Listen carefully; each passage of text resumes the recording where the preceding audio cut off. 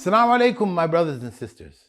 This is another verse from the Quranic reflection series, and it is from Surah Al-Baqara. فَلَا تَمُوتُنَّ إِلَّا وَأَنْتُمْ مُسْلِمُونَ. Do not die except as Muslims. This is verse 132. This verse addresses the fact that salvation is only through Islam. The very first point of reflection is that we should never forget our impending death. There are reminders around us when we go to sleep every day. Every time we go to sleep, we don't know that we'll awaken. That's death. The Prophet ﷺ even called it the sister of death.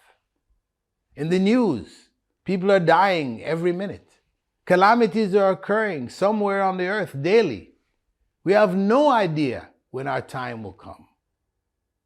Knowing that, then we need to make sense of this life and be on the right track, because we never know when our time will come.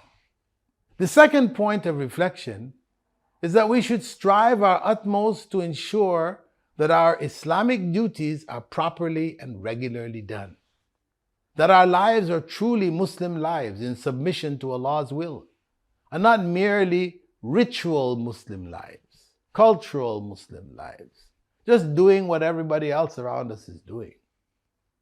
The third point of reflection is that the only way that we can ensure that we die as Muslims is to never give up practicing the religion. Never take a break from Islam. There is no holiday from Islam.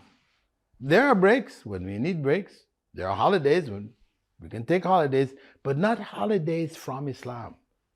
So even in our break time, Islam should still be present. Even in our holiday time, Islam should still be present. Barakallahu feekum. Wassalamu alaikum wa rahmatullahi wa barakatuh.